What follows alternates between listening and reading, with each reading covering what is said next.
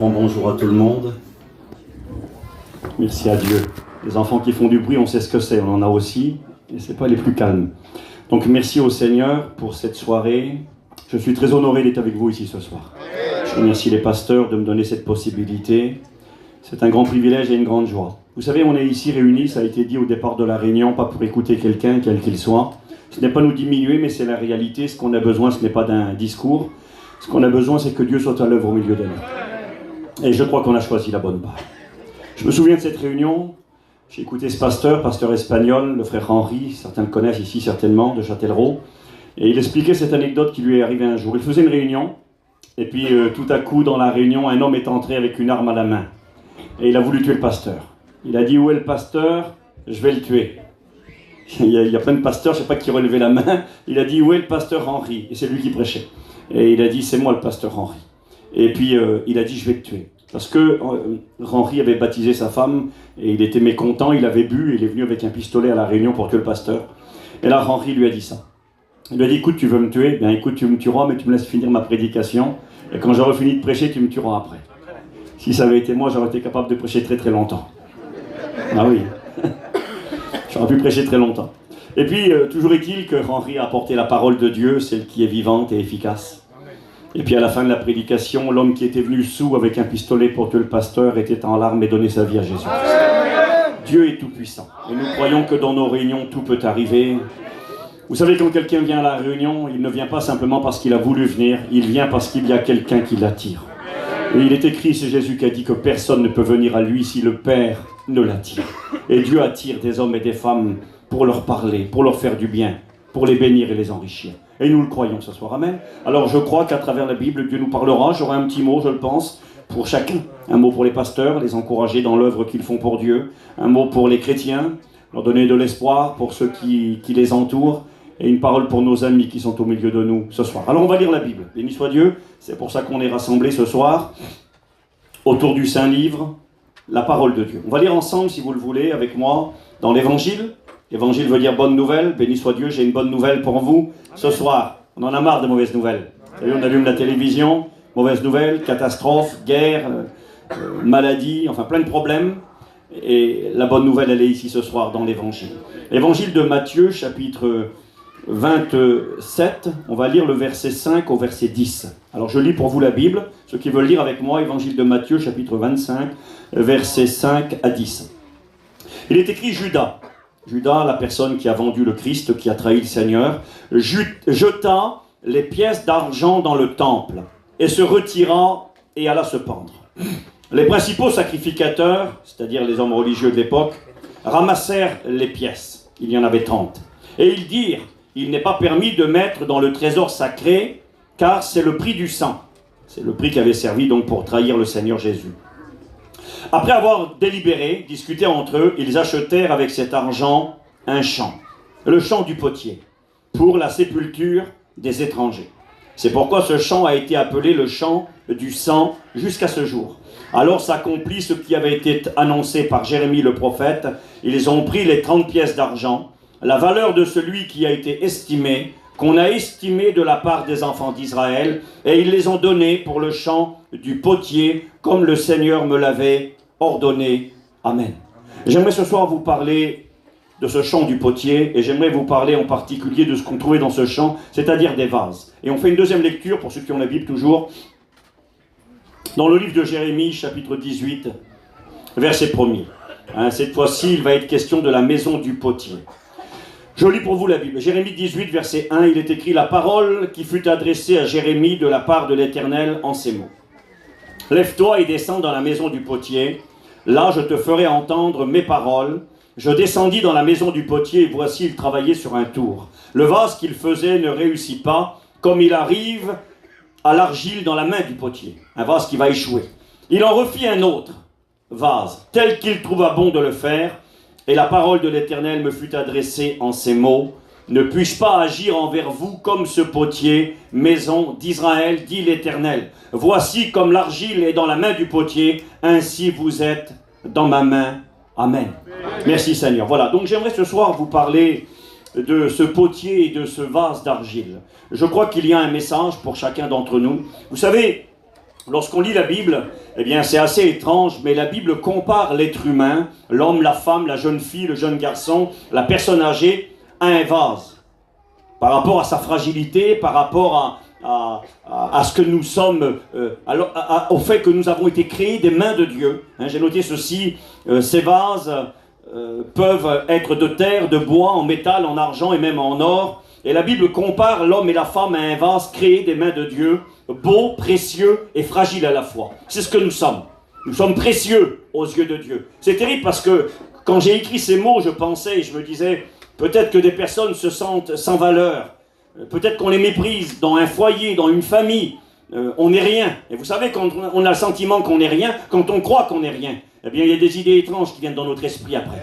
Les personnes qui pensent au suicide, souvent, eh bien, ce sont des personnes qui ont le sentiment qu'ils valent rien.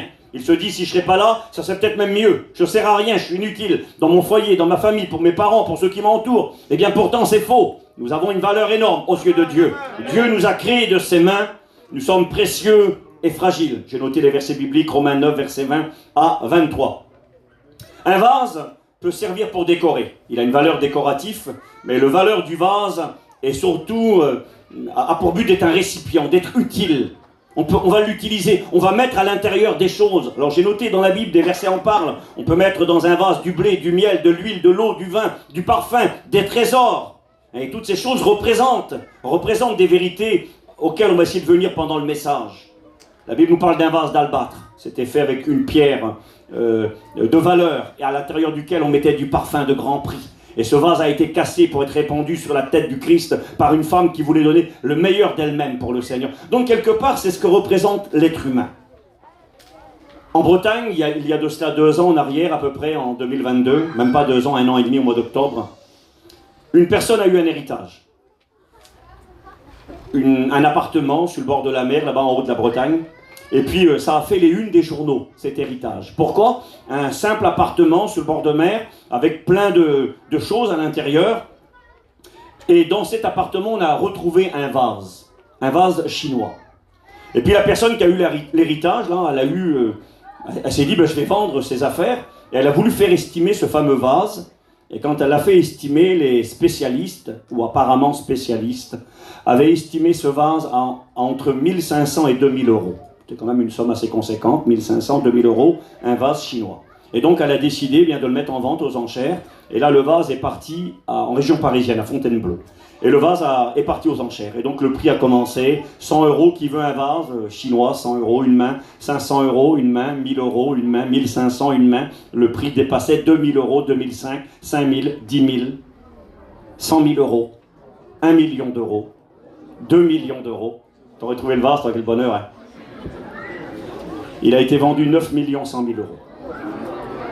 9 millions, vous pouvez vérifier, et je l'ai en photo dans mon téléphone, un vase bleu et blanc, estimé par les soi-disant experts à 1500, 2000 euros, et valeur finale vendue 9 100 000 euros. Alors pourquoi je vous dis ça ce soir? Ben, je vous dis ça parce que quelque part, je voudrais vous dire que le plus grand des spécialistes est au milieu de nous.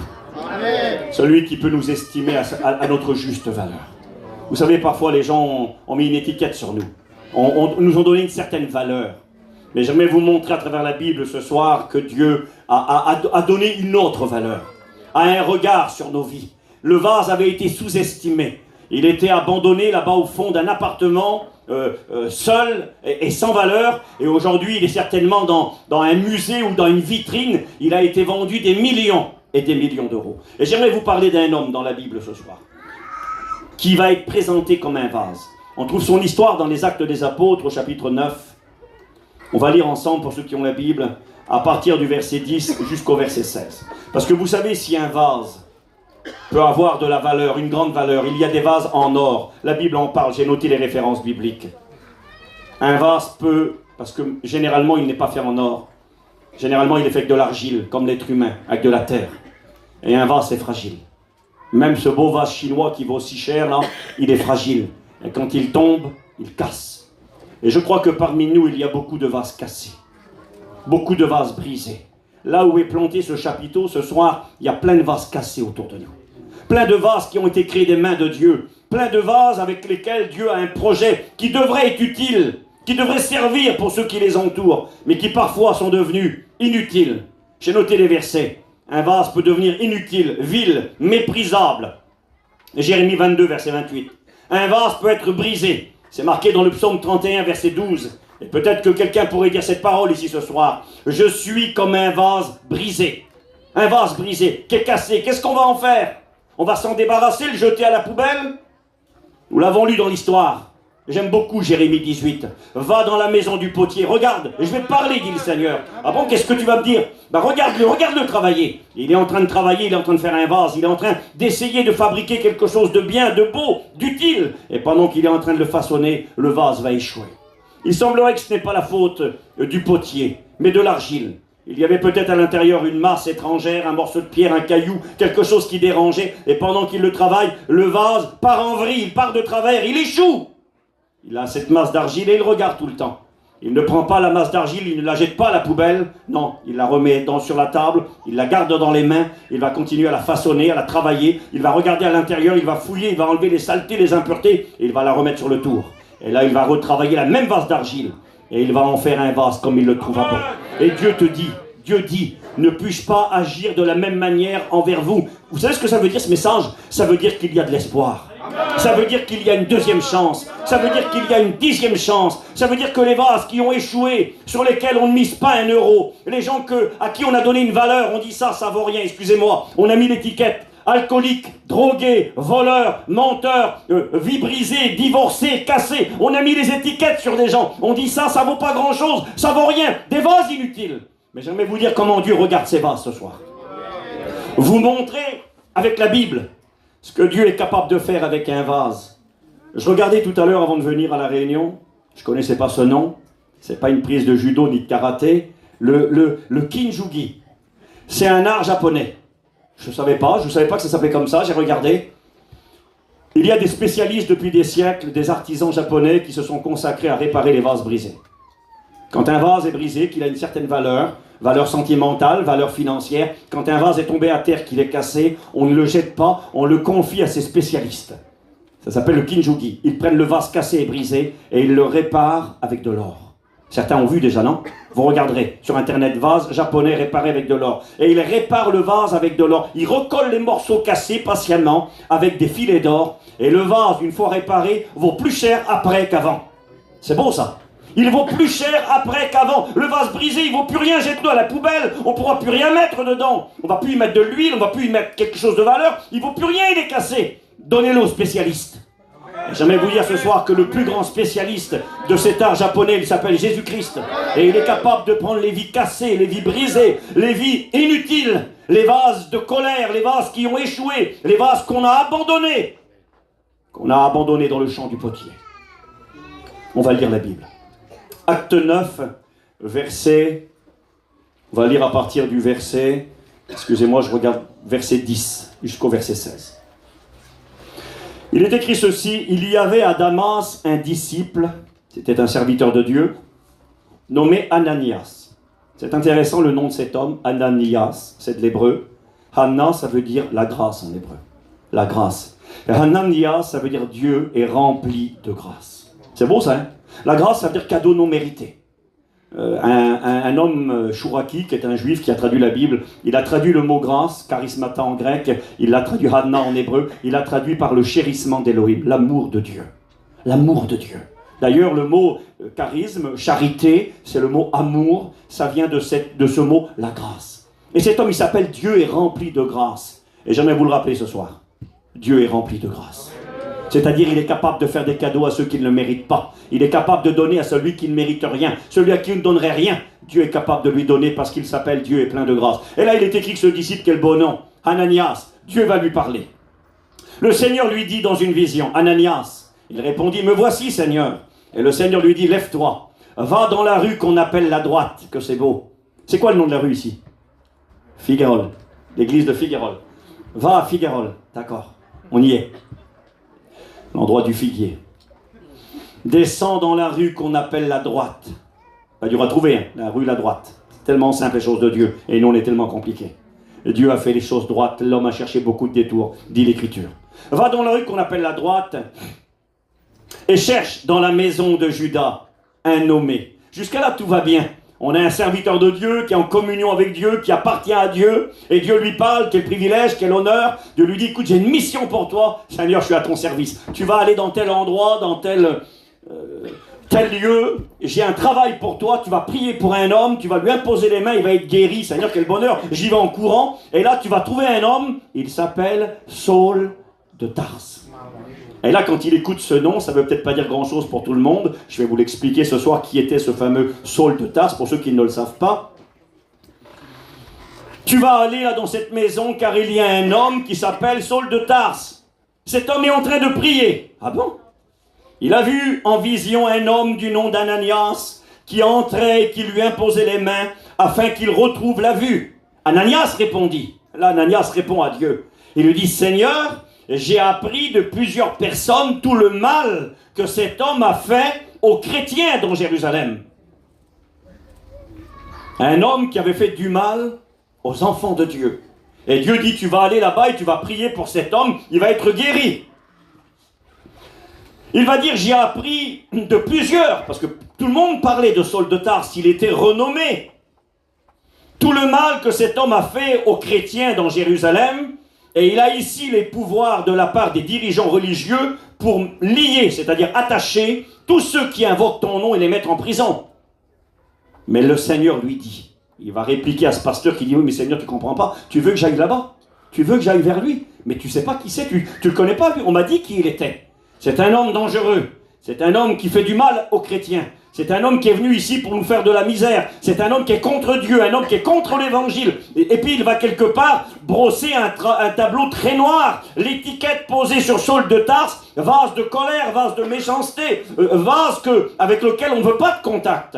Et il est écrit, mais le Seigneur lui dit, va, car cet homme est un instrument. Et en réalité, dans nos Bibles, c'est marqué instrument généralement. Mais le vrai mot qui est utilisé ici dans le texte grec, parce que c'est écrit en grec, la Bible à l'origine, c'est le mot vase. Dieu va dire à Ananias, Seigneur, je ne peux pas aller. Tu veux que j'aille vers Saul de Tarse, tu veux que je prie pour lui, tu veux que je lui parle, mais cet homme-là, tu ne sais pas qui c'est. Il est dangereux, cet homme-là, il n'y a pas de possibilité pour lui. Et Dieu va dire, non, écoute, arrête. Cet homme, pour toi, il est ce que tu es en train de dire. Mais pour moi, c'est un vase que j'ai choisi pour porter mon nom devant les nations, devant les rois et devant les fils d'Israël. C'est un vase que moi, j'ai choisi pour en faire un serviteur de Dieu. Et j'aimerais vous rappeler avec la Bible ce soir. Et je crois que c'est un message de circonstance. Quand j'ai su que je venais ici, dans mon cœur, Dieu m'a déposé ces versets de l'Écriture, ce message de la parole de Dieu, ce rappel que ses pensées à lui ne sont pas nos pensées, que sa façon de voir à lui n'est pas notre façon de voir à nous. Et que ces gens sur qui nous on met des étiquettes, et qui pour nous, parfois, à nos yeux, il n'y a pas d'espoir. Il y a des femmes qui sont là ce soir, dont les maris sont compliqués. Et quand elles regardent le mari, elles ont mis une étiquette sur lui. Homme violent, homme méchant, homme infidèle, excusez-moi avec le respect que j'ai pour chacun. Beaucoup de misère, et on se dit, celui-là, il ne pourra jamais changer. Rien ne l'a changé. Les années de prison ne l'ont pas changé. La misère qu'il a eue, l'hôpital à laquelle il a été, l'accident qu'il a fait, rien ne l'a changé. Il n'y aura pas d'espoir de changement pour lui. Il y a des gens qui n'y croient plus. Il y a des mamans qui sont là ce soir qui n'y croient plus pour leurs enfants. Ils regardent leur garçon, là, puis elles se disent, c'est même pas la peine, jamais il changera mon fils. Je prie pour lui, il est encore pire qu'avant.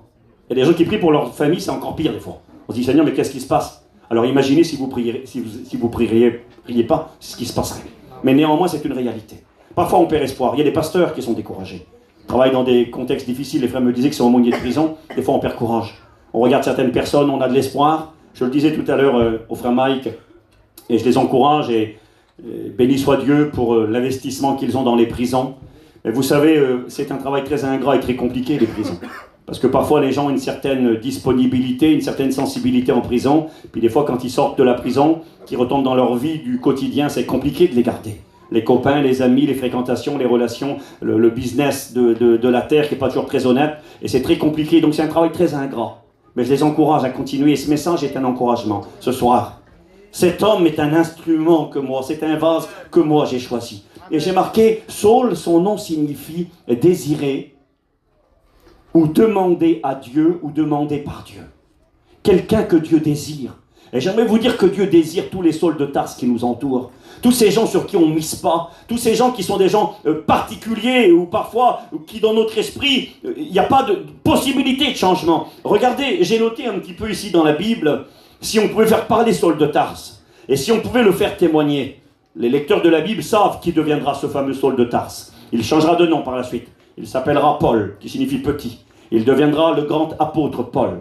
Il deviendra le plus grand apôtre de la Bible. Lui-même dira, moi j'ai travaillé plus que tous les autres apôtres. On disait de Paul, j'ai noté ce verset de la parole de Dieu, quand on parlait de lui, on disait, voici l'homme qui prêche partout et à tout le monde. Un homme qui va devenir un instrument, un homme qui va bouleverser le monde de l'époque, un homme qui va rencontrer l'empereur et lui présenter l'évangile, il va rencontrer des rois, il va rencontrer des gens très importants, et à tous, il leur prêchera la bonne nouvelle de l'évangile. Il deviendra le plus grand des serviteurs de Dieu de son temps. Il va nous laisser la moitié du Nouveau Testament. Il va écrire 13 lettres, les 13 épîtres. On a la doctrine de l'Église, la doctrine de l'enlèvement, la doctrine des baptêmes. On lui doit quasiment tout. La base de l'écriture, la base de la vie de l'Église, on la doit aux enseignements de cet homme-là. Saul de Tarse, mais qui était-il? Regardez ce qu'il est écrit dans Actes des Apôtres, chapitre 8, verset 1er. Saul avait approuvé le meurtre d'Étienne. Étienne était un diacre dans l'église de Jérusalem, et on a assassiné Étienne. On l'a tué à coups de pierre d'une mort horrible, on l'a lapidé. Saul de Tarse était là, il était tout jeune. Il va approuver ce meurtre. Il y eut ce jour-là une grande persécution contre l'église de Jérusalem. Et tous, excepté les apôtres, se dispersaient. L'église est partie en morceaux. Tout le monde s'est dispersé à cause des persécutions. On les arrêtait, on les mettait en prison, on les tuait, on les amenait à la mort. Et là, il est écrit, des hommes purent ensevelir Étienne et le pleurèrent à grand bruit. Saul, de son côté, écoutez bien le jeune Saul, de son côté, il ravageait, c'est-à-dire il détruisait, il bouleversait, il ravageait l'église, il pénétrait dans les maisons, il en arrachait les hommes et les femmes et il les faisait jeter en prison.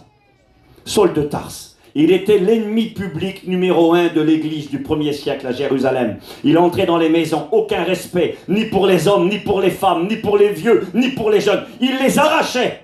Il serait venu ici ce soir, il n'aurait pas dit, s'il vous plaît, voulez-vous me suivre? Il aurait arraché les gens.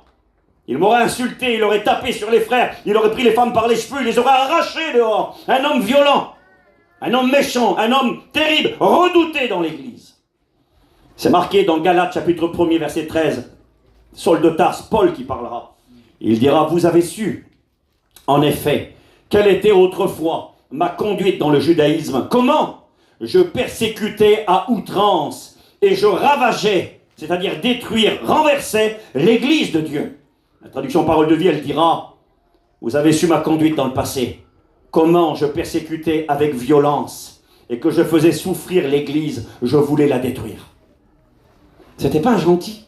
C'était Oussama Ben Laden, vous savez, les terroristes qui tuent les gens, c'était ça le monsieur-là. Oui, c'était ça, il venait, il tuait les gens, il tuait les chrétiens.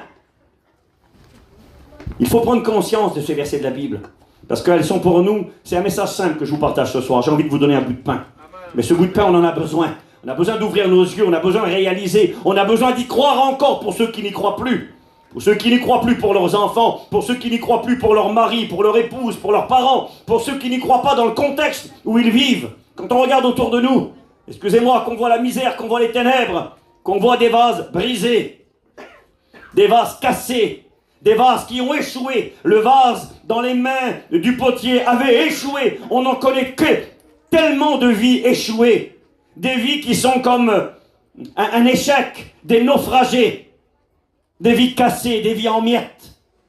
Dans le monde de l'alcool, de la drogue, de la dépression, du suicide, des ténèbres, des vies en miettes cassées. Dans 1 Corinthiens chapitre 15 verset 9, Paul dira, moi je suis le plus petit des apôtres parce que j'ai persécuté l'église de Dieu. Galates 1, 13. Il dira, il agissait avec violence. Acte 22, écoutez, il rend témoignage. Versets 4 et 5, Paul parle, il dira, j'ai persécuté à mort cette doctrine. Je liais et mettais en prison hommes et femmes. Je me rendais à Damas afin d'y amener liés à Jérusalem ceux qui se trouvaient là et les faire punir. Acte 26, 10, Paul, Saul de Tarse qui parle. À Jérusalem, j'ai jeté en prison plusieurs des chrétiens des saints. Et quand on les mettait à mort, écoutez, ça a été loin cette affaire-là. C'était pas simplement arrêter, prêtre les gens, les mettre en prison, leur taper dessus, c'était déjà beaucoup. Écoutez ce qu'il dira. Et quand on les mettait à mort, jusqu'au meurtre, je joignais mon suffrage à celui des autres, c'est-à-dire je votais pour, je donnais mon accord. Je les ai souvent châtiés, tapés sur les chrétiens, dans toutes les synagogues, et je les forçais à blasphémer. Il les obligeait à insulter le Seigneur Jésus. Blasphémer, c'est une manière de reconnaître que Jésus est Dieu. Parce que Saul de Tarse n'aurait jamais insulté l'Éternel, le Créateur de l'univers. Mais il ne savait pas que Dieu avait un fils. Et il ne savait pas que Jésus était le Fils de Dieu. Il haïssait Jésus. D'ailleurs, Jésus lui dira, Saul, Saul, pourquoi me persécutes-tu? Il haïssait. Regardez ce qu'il dit, je lis la Bible. Je les ai souvent châtiés dans toutes les synagogues, je les forçais à blasphémer, et dans mes excès de fureur contre eux, je les persécutais même jusque dans les villes étrangères. Il dira même dans l'épître à Timothée, il dira, moi auparavant, 1 Timothée 1,13, j'étais un blasphémateur, un persécuteur, un homme violent. Mais il dira, mais j'ai obtenu miséricorde. Amen. Les hommes violents, des persécuteurs, des blasphémateurs, mais c'est les gens qui nous entourent, ça. Et des Sauls de Tarse, m'excuse, mais je crois qu'il n'y en a pas autour de nous. Quelqu'un qui a cette stature, ce niveau de haine, d'opposition, de ténèbres, de colère, de mépris, capable de tuer du sang sur ses mains. Puis il y a Dieu qui dit, j'ai marqué ça moi, oui, j'ai marqué sa vie était terrible, horrible, épouvantable, impardonnable aux yeux des hommes, mais cet homme, Dieu va dire, tu vois Ananias, lui là, c'est un vase que moi j'ai choisi. Amen. Excusez-moi, il y a de la folie chez Dieu. La Bible nous parle de la folie de Dieu. Il est écrit, considérez parmi vous qui avez été appelés. Il n'y a pas de grands ni de gens importants. Dieu a choisi les choses viles, les choses qui ne sont pas. Et quelle bonne nouvelle et quel espoir. Quand on voit les gens qui nous entourent, on se dit, Seigneur, si tu as pu choisir un homme comme Saul de Tarse, Saul de Tarse deviendra, lui, le désiré de Dieu. Il deviendra parce que Dieu est plus grand que notre cœur, parce que Dieu est plus grand que nos idées, parce que Dieu est capable de transformer les cauchemars en rêves. Il est capable de choisir les vases rejetés, les vases méprisés, les vases vides, et les transformer. Comme ce vase là-bas en Bretagne, oublié au fond d'un appartement, sans valeur, ou très peu de valeur, sous-estimé. Les grands experts, les vrais experts sont venus, et ont estimé ce vase à sa juste valeur. J'aimerais vous dire que Dieu a un regard sur ceux qui nous entourent. Amen. Je le fais quasiment jamais. Jamais, non. Et j'ai à cœur de vous partager mon témoignage ce soir. Alors, je ne suis pas Saul de Tarse et je ne suis pas l'apôtre Paul et je me prends pour rien du tout. Je suis ce que je suis par la grâce de Dieu et je sais d'où je viens. Je viens de nulle part. Je sais qui je suis. Ce n'est pas de l'humilité, c'est vrai, je ne suis rien du tout. Mais sa grâce envers moi n'a pas été vaine, comme pour Paul. Et vous savez, tout à l'heure, ça a été dit dans la prière, j'ai écouté le déroulement de cette réunion.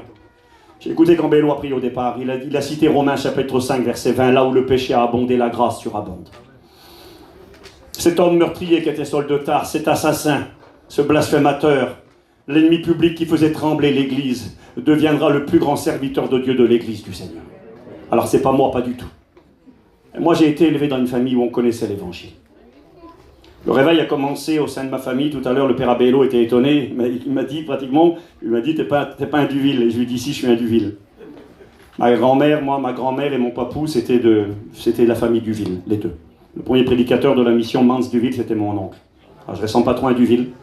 C'était mon oncle, c'était le frère de ma grand-mère et sa femme, c'était la sœur de mon grand-père. Le réveil a commencé au sein de ma famille. Ce n'est pas un honneur, on n'est pas plus que personne. On a besoin beaucoup de la grâce de Dieu encore chez nous aujourd'hui. Mais le réveil a commencé au sein de ma famille. Et donc ma mère a connu l'évangile toute jeune. Elle s'est baptisée, elle avait peut-être 13 ans. Et puis moi, quand j'étais petit, bien ma mère nous emmenait à la Réunion chez Mans, le premier pasteur de notre mission. Celui dont Dieu s'est servi pour ressusciter les morts, pour faire beaucoup de miracles et amener le réveil au début au sein de notre peuple. Et puis, donc j'ai été à la Réunion tout jeune, mais ma mère n'était pas convertie. Et mon père non plus. Mon père était baptisé, mais il n'était pas converti, il vivait l'évangile comme bon leur semblait. Et je coupe au court dans ce foyer où on avait une connaissance de l'évangile, où on était allé à la Réunion. Eh bien, mon père s'est mis à boire, il est devenu un grand alcoolique. Chez nous, tout était cassé. On n'avait pas d'argent, on était des pauvres gens, sans argent. Mais on n'était pas malheureux pour autant, mes parents étaient gentils pour nous. Mon père était un ivrogne, ma mère, elle n'était pas convertie, elle pouvait aller à la Réunion et prier. Et puis le lendemain, bien, bon, elle fumait toujours. S'il y avait une fête, elle allait danser et puis elle faisait un peu n'importe quoi. Et ils nous ont élevés en nous laissant faire tout ce qu'on voulait. Moi, j'avais 13-14 ans, je conduisais sans permis. Je conduisais l'auto de mon père quand il était sous. C'est moi qui conduisais l'auto, mon père montait à côté. On faisait ce qu'on voulait, on avait le droit de... On pouvait fumer, on sortait, on revenait pas, on se droguait, on était dans le monde des ténèbres. Et puis dans ce monde-là, eh bien, forcément, tout ne dure qu'un temps. Et l'échec est vite arrivé. Quand j'avais 18 ans, alors des cambriolages, on en a fait beaucoup. C'est pas beau ce que je dis. Je suis pas fier du tout de mon passé. Et de toute façon, quand je parle de mon passé, je parle de quelqu'un qui n'existe plus. Amen. Je parle de quelqu'un qui est mort il y a 30 ans maintenant. Amen. Mais c'est ce que c'était ma vie d'avant. Et dans ce foyer-là, l'alcool, la drogue, le vol, cambriolage, vol de voiture. Et puis après, ça a été plus loin. Braquage, vol à main armée. Et puis donc, on a fait des braquages avec mon frère et mes cousins. On a fait plusieurs braquages, on a braqué des pompistes, on a braqué des postes. J'ai tiré à coups de fusil plusieurs fois. Et ne sachant pas qui nous étions, les autorités de l'époque, là-bas en Bretagne, ont reçu le feu vert de tirer à vue et de nous tuer. On avait pris une grosse BMW, on roulait très vite, on avait fait plusieurs braquages. Et là, on est arrivé à un feu rouge, et on est tombé nez à nez avec les forces de police, ce qui était évident, il y en avait partout, l'armée et la gendarmerie qui étaient là. Et donc ils ont voulu nous arrêter, normalement. Mon frère était au volant, et mon frère savait très bien conduire, il a fait demi-tour devant eux, il est parti à fond. Et à plus de 200 km/h, on a roulé dans des petites routes de campagne là-bas en Bretagne. Mon frère était au volant, il doublait dans les virages. On a joué avec la mort à ce moment-là. Et on est arrivé dans un endroit où il y avait un barrage de police, l'armée. On avait fait plusieurs braquages et j'ai tiré 5 fois à coups de fusil dans des postes et dans des stations-service. Donc ils avaient l'ordre de tirer à vue. On a passé le barrage, mon frère m'a dit je fais quoi? Je lui ai dit accélère. On s'est abaissé, il a passé à fond et ils nous ont tiré dessus à coups de mitraillette et à coups de pistolet. Ce que je vous dis, c'est ce que j'ai vécu. C'est pas beau, c'est pas un beau témoignage. Le plus beau témoignage, c'est le petit jeune qui a 12-13 ans, qui est là ce soir, qui n'a jamais rien connu, qui n'a jamais bu, qui ne s'est jamais battu, qui s'est jamais drogué et qui donne sa vie à Jésus. C'est le plus beau des témoignages. Amen. Ne perdez pas votre temps ailleurs. Amen. Et là, on a forcé ce barrage.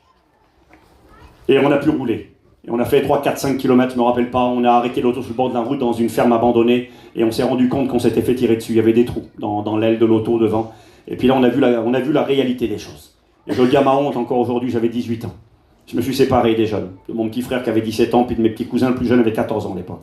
On s'est séparés. Je leur ai dit, allez de votre côté, vous êtes mineurs, si je me fais prendre, je vais prendre des années de prison. On s'est séparés. Les petits sont partis, je suis parti de mon côté. Et puis je vous coupe au cours, c'est moi qui me suis fait arrêter le premier.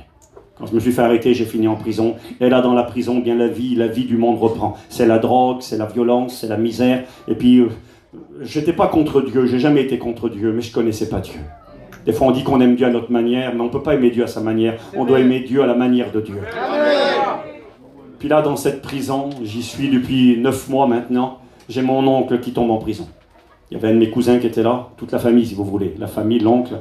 Voilà de quel milieu je viens. Mon oncle est en prison, le frère de ma mère, mon cousin est en prison. Et là, dans la prison, mon cousin qui est baptisé, malheureusement rétrograde, me dit, viens, il nous parle de Dieu, il nous demande de prier. Et mon oncle me dit, Steve, est-ce que tu pourrais me lire la Bible? Il ne savait pas bien lire, moi je savais lire. Et je vous dis, j'ai jamais été contre l'évangile. Et je dis, bien sûr, si tu veux, par respect et politesse. Mais vous savez, Dieu conduit les circonstances. Dieu nous amène au contact avec sa parole. Et puis là, dans cette cellule, j'ai commencé à lire la Bible pour mon oncle, pour lui faire plaisir. Une fois, et puis le lendemain, quelques minutes, et le lendemain, quelques minutes, et tous les jours, 5 minutes, 10 minutes, 15 minutes, une demi-heure, 1 heure, 2 heures, et le Saint-Esprit, on a commencé à prier, à parler à Dieu, et ce Dieu qui est vivant et vrai, a commencé à travailler mon cœur, à travailler ma vie, une vie cassée. Mon père, ivrogne, je pars pour des années, je passe aux assises, fiché au grand banditisme, je serai condamné à 7 ans de prison. J'ai été condamné à 7 ans, donc j'ai pas été en prison pour des vols de chewing-gum. 7 ans de prison. Et je risquais entre 10 et 12 ans selon les dires de mon avocat. Et là, dans la prison, en lisant la Bible, la parole de Dieu, une Bible que m'avait offert une femme quand j'avais 10 ans. Elle avait fait une prière pour moi dessus. Elle avait écrit que par la lecture quotidienne de ce saint livre, la parole de Dieu, tu deviennes un véritable enfant de Dieu, rempli par le Saint-Esprit, que Jésus soit ton Seigneur et ton Sauveur, et que tu deviennes un instrument de bénédiction pour les autres. Elle avait prié que je lise la Bible, elle avait prié que je devienne un enfant de Dieu, elle avait prié que je sois rempli du Saint-Esprit et que je devienne un instrument. J'ai lu la Bible chaque jour avec mon oncle. Je suis devenu un enfant de Dieu. J'ai été baptisé dans le Saint-Esprit et j'ai commencé à prêcher l'Évangile en prison. Vous savez, quand j'étais en liberté à l'époque, j'avais 17 ans, 18 ans, 17 ans, ma mère m'a regardé un jour, j'étais avec mon petit frère. On était dans la drogue, dans le vol, dans le péché, dans la misère jusqu'au cou. Et ma mère m'a regardé avec mon petit frère et elle nous a dit ceci. Elle a dit, vous savez, un jour, vous allez peut-être devenir des serviteurs de Dieu.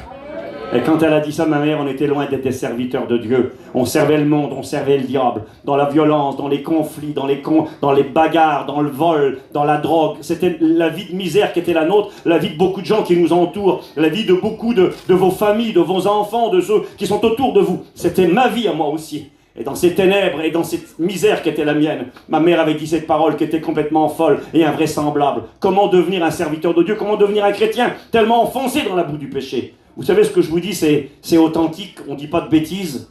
Mon frère est mort à l'âge de 35 ans. C'était un dealer, il vivait avec un pistolet sur lui. Il était dans le monde de la drogue.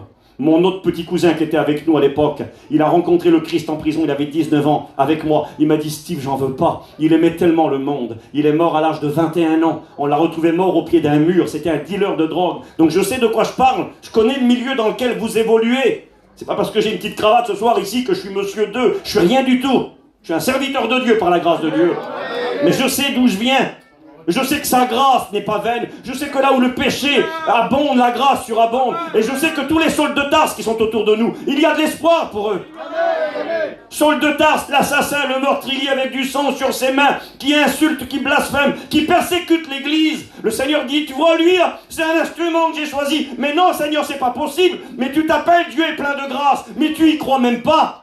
Le pasteur n'y croyait pas. Et peut-être que des fois on n'y croit pas. On n'y croit plus. On perd courage, on regarde des gens, on dit mais ça changera jamais. Eh bien si, ça va changer. Parce que nous servons le divin potier. Celui qui est capable de prendre la masse d'argile qui a échoué et de lui donner une deuxième chance. Et une troisième chance. Et une millième chance. Il est capable de le faire. Je ne sais pas si vous avez fait attention au départ, la lecture. Il est écrit que lorsque Judas a vendu le Seigneur, il l'a vendu pour 30 pièces d'argent. Et c'était prophétique. Le prophète Zacharie avait annoncé, regardez à quel prix magnifique ils m'ont estimé.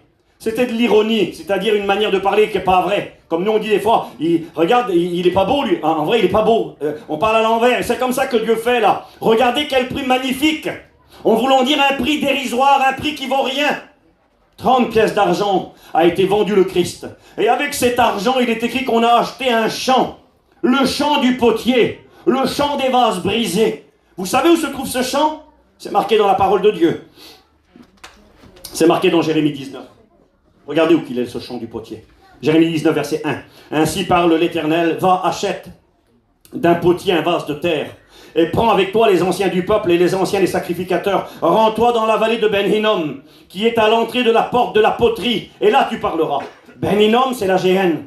C'était la vallée maudite en Israël. C'était la vallée où on avait tué des bébés et des enfants pour le dieu Moloch qui était une idole en forme de taureau. On avait tué des bébés et cette vallée est devenue une vallée maudite par l'Éternel.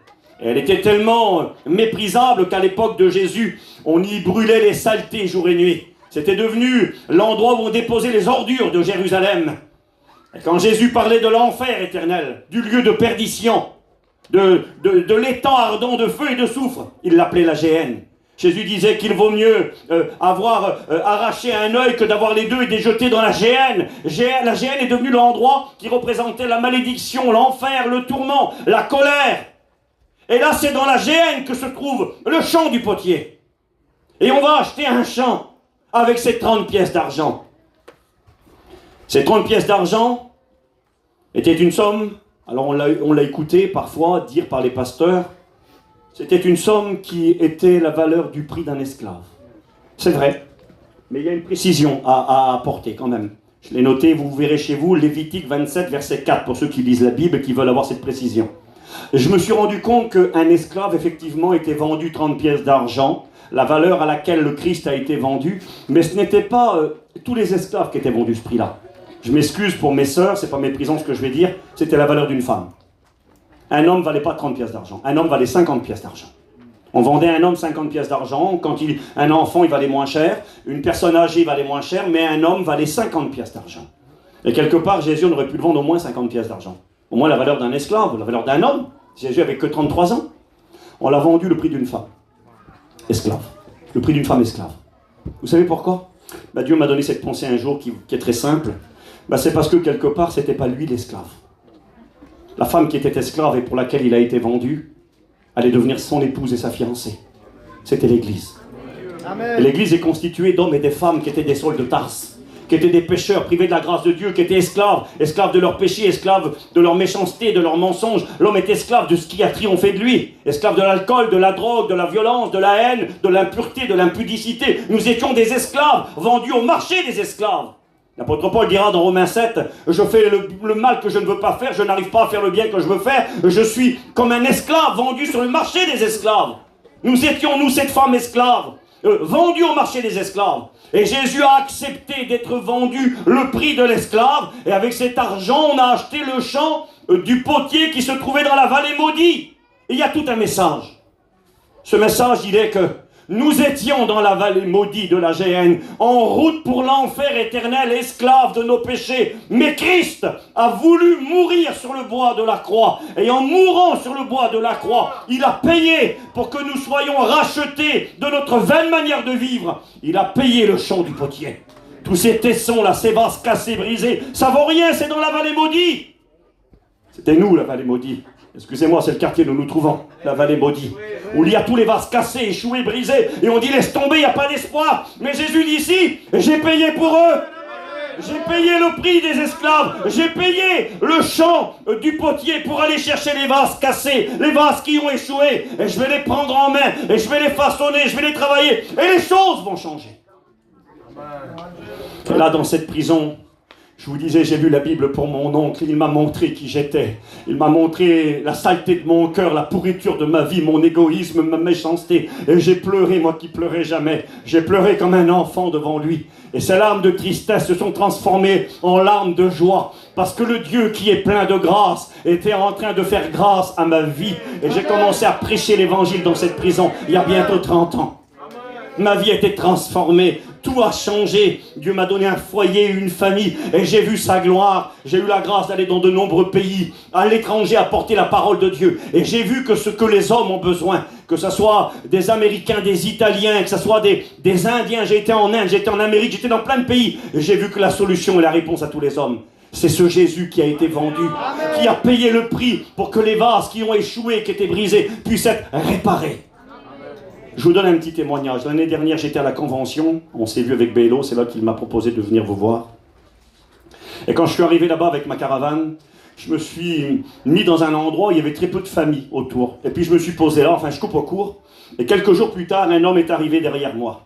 Il avait basket, short, un petit t-shirt comme ça, un homme d'une 50aine d'années. Et puis un soir, j'étais en train de discuter avec des amis. Il est venu me voir avec sa femme. Il était saoul. Il avait bu du Ricard. Et j'ai senti à son haleine, il est venu vers moi, il m'a dit « C'est toi, le pasteur Steve ?» Je dis « Oui, c'est moi le pasteur, tu viens de la Bretagne ?» Je dis « Je viens de la Bretagne, oui, c'est ça. » Il m'a dit « Je te connais pas. » Je dis « Oui, c'est pas grave que tu me connais pas. » Mais il m'a dit « Ma femme te connaît. Elle t'a écouté prêcher sur les réseaux sociaux, sur YouTube. » Ah oui, j'ai dit « D'accord. » J'ai vu qu'il voulait juste parler. Et je me suis approché de lui, il sentait l'alcool très fort. Et il voulait ouvrir son cœur. Il m'a dit « Tu sais, il m'a dit autrefois, j'étais chrétien. » J'ai dit « Ah bon, t'étais chrétien ?» Il n'était pas trop un chrétien, j'ai bien vu. Il dit, autrefois j'ai été chrétien. Bon, je dis, explique-moi. Il dit, alors je vous coupe au court. Il dit, il y a 15 ans en arrière, il dit, ma femme a été condamnée par la médecine. Elle a fait un AVC, elle a fait une hémorragie du cerveau et elle est morte. Elle est rentrée à l'hôpital, ils lui ont mis du scotch sur les yeux, le sang coulait par les oreilles, c'était fini, elle était morte. Les pasteurs sont venus, ils ont prié pour ma femme et Dieu a ressuscité, Dieu a guéri ma femme. C'était bon, d'accord? Et puis il dit là, on s'est approché de Dieu avec mon foyer et je me suis converti. Merci Seigneur. Qu'est-ce qui s'est passé? Et puis il dit, j'ai eu des problèmes. Il dit, je devais servir le Seigneur. J'étais appelé au ministère, je devais rentrer aux écoles bibliques. Et puis là, les problèmes ont commencé. Un homme est arrivé sur la place où nous étions, a été mal poli, a commencé à dire des vilaines paroles. Je venais de perdre mon père. Il dit, ça allait pas. On m'a conseillé de partir, j'ai pas écouté. Et il dit, j'ai été voir cet homme. Je lui dis, arrête de parler comme ça. C'est pas bien ce que tu fais. Il dit, continuez. Et puis il dit, voilà, malheureusement, est arrivé ce qui est arrivé. Je me suis battu avec lui. Il dit, je l'ai massacré. Je lui ai cassé les os du visage, le nez, les côtes. Il dit, je l'ai massacré, je l'ai rentré à l'hôpital. Et là, il a abandonné Dieu. Et il est parti, mais loin, loin, loin, dans le grand banditisme. Écoutez-moi 2 secondes. Dans le grand banditisme. À un point tel qu'on a mis des contrats sur sa tête pour le tuer. Des hommes sont venus chez lui, armés, cagoulés, 8 hommes avec une moto. Ils lui ont tiré dessus pour le tuer, avec sa femme et ses enfants. Lui, il a pris le fusil, un film de cow-boy, il a riposté, il leur a tiré dessus, il a survécu. Il m'a expliqué une autre fois, ils sont venus chez lui, tôt le matin, cagoulés, rentrés dans sa caravane avec un fusil. Le fusil se sont en vente pour le tuer une nouvelle fois. Et à chaque fois, il a pu réchapper. Il m'a expliqué une autre fois, c'est lui qui avait le fusil, cette fois-ci, qui a braqué un homme, il a voulu le tuer, le fusil s'est enrayé. Il a joué avec la mort. Et là, il était arrivé à un point, quand il me parle, il est sous, il me parle de son passé, et je vois bien qu'il n'est plus chrétien. Et je lui dis, mais qu'est-ce qui t'arrive? Il me dit, je suis tombé, j'ai abandonné, puis c'est fini pour moi. Et je lui dis, c'est pas fini pour toi. Écoutez-moi, je lui ai dit, c'est pas fini pour toi, il y a de l'espoir. Le Dieu de la deuxième chance, le Dieu qui prend les vases qui ont échoué, des vases brisés, des vases cassés. Je lui ai dit, c'est pas fini pour toi. Peter s'appelle. Je dis, Peter, c'est pas fini. Je dis, ta solution, c'est Jésus. Il y a de l'espoir pour toi. Vous savez qu'est-ce qu'il m'a dit? Il m'a dit, Steve, non, c'est fini pour moi.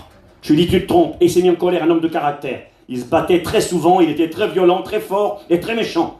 Et il m'a regardé vraiment décidé. Il m'a dit, t'as tort. J'ai dit, non, c'est moi qui ai raison. Je lui ai dit, ton espoir, c'est Jésus. Et là, il m'explique. Il me dit, écoute, mardi qui vient, on était à la convention, 5-6 jours après. Il m'a dit, mardi, j'ai un rendez-vous, je vais tuer un homme. Il dit, je vais tuer un homme, j'ai donné 10 000 € et je vais aller tuer un homme. Un homme, je vous dis, dans la misère et dans les ténèbres. Et je lui ai dit, écoute, tu vas tuer un homme, tu vas prendre 20 ans de prison. Je dis, où tu vas te prendre une balle, tu vas te faire tuer. Sa femme chrétienne n'en pouvait plus, elle n'y croyait plus. Elle lui a dit, écoute, tu veux tuer la personne, vas-y, tu prendras 20 ans, vas-y, parce que tu veux pas écouter. Il était irraisonnable. Et j'ai continué à lui parler, un homme d'argent, un homme qui avait réussi financièrement, des affaires, mais dans la haine, dans la peur, dans la crainte. Sa petite, elle avait 21, 22 ans, elle était retardée, on aurait dit une petite de 10 ans, tellement qu'elle vivait dans la peur et la souffrance. Un foyer brisé, la femme, un bout de chiffon, en miettes, c'était fini pour elle, une chrétienne pourtant, elle n'y croyait plus. Sa petite, une souffrance, et lui dans le désespoir. Je lui ai dit, ton espoir c'est Jésus. Il me dit non. Et je lui tiens tête et il s'en va. Il me l'a dit après, il m'a dit, ça ne m'avait pas plu tellement comme tu m'avais parlé. Et puis je vous coupe au court, le lendemain, je croise un ami à moi d'Angleterre qui vient manger chez moi et je lui explique son histoire. Il y a un homme qui s'appelle Peter derrière comme ça, je lui explique qu'il devait servir Dieu, il a eu des histoires, les fusils, puis tout ça je lui explique. Il me dit, Steve, est-ce que je pourrais lui parler? Un frère d'Angleterre, un homme de 60 ans à peu près, il aurait dû rester en Angleterre, son père était en train de mourir, mais il sentait dans son cœur qu'il fallait qu'il vienne à la convention en France. Et là, il vient chez moi, et il me dit, Steve, est-ce que je peux aller lui parler? J'y viens, on y va. On va voir Peter tous les deux, il allait manger vers un homme. Il lui dit, je lui dis, Peter, le garçon, il vient d'Angleterre, là, il a quelque chose à te dire. Et puis je coupe, il lui parle. Et le frère d'Angleterre lui dit ceci. Il lui dit, tu sais, moi, je devais servir le Seigneur.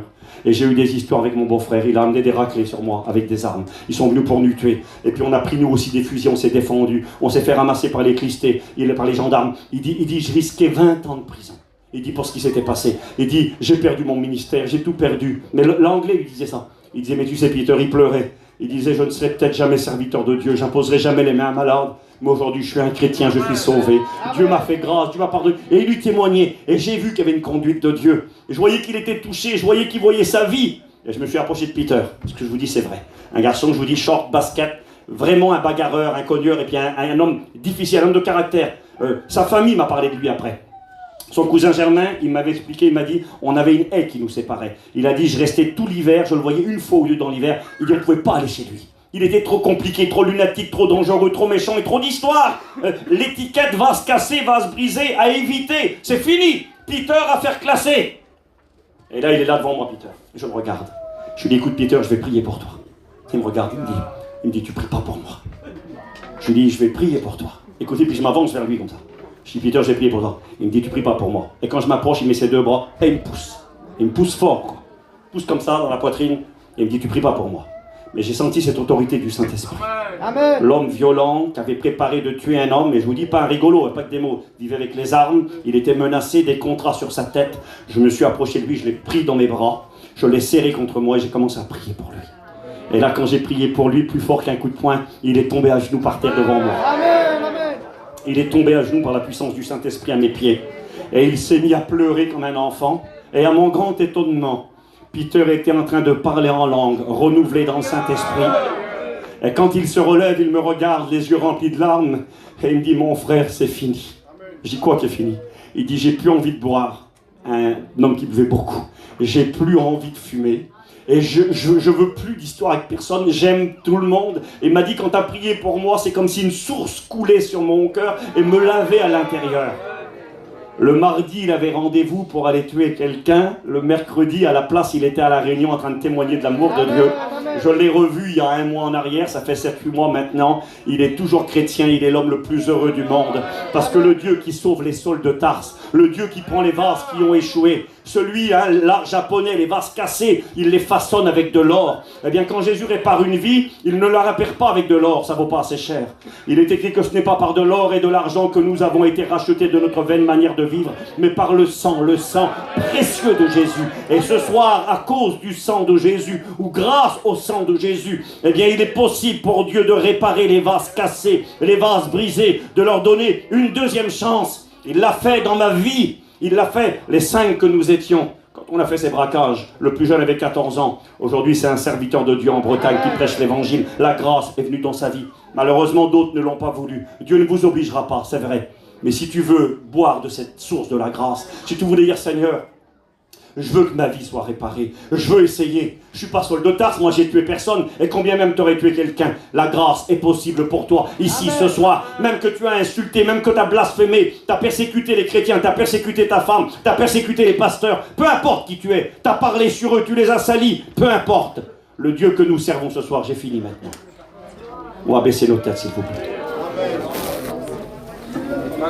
2 Corinthiens 5, verset 17. Si quelqu'un est en Christ, il est une nouvelle créature. Les choses anciennes sont passées, tout est devenu nouveau. Là où le péché a abondé, la grâce surabonde. Oui, les saules de Tarse peuvent devenir des vases utiles, Amen. Peuvent devenir des serviteurs de Dieu, peuvent devenir des instruments que Dieu a choisis. Dieu t'a choisi et il t'estime à ta juste valeur. Il ne veut pas te délaisser ni t'abandonner. Prends courage, maman, pour tes enfants. Nous servons le Dieu qui est plein de grâce pour les saules de Tarse et qui en fait des apôtres Paul. Prends courage, ma sœur, pour ton mari qui est loin de Dieu. Il y a de l'espoir. Amen. Prends courage, pasteur, qui travaille dans ce milieu difficile. Dieu va t'étonner. Tu verras les saules de Tarse du quartier. Tu verras les dealers, tu verras les méchants, les bagarreurs, les violents. Tu les verras venir ici s'engager, pleurer devant le Christ et devenir aussi des serviteurs de Dieu. Je le confesse parce que c'est la parole de Dieu et parce que c'est la volonté de ce Dieu qui veut que tous les hommes soient sauvés et parviennent à la connaissance de la vérité. Il a payé le prix. Il a acheté le champ du potier. Ce soir, les esclaves peuvent devenir libres. Les étrangers peuvent devenir des amis de Dieu. On prie le Seigneur, s'il vous plaît. Seigneur, nous voulons te dire merci.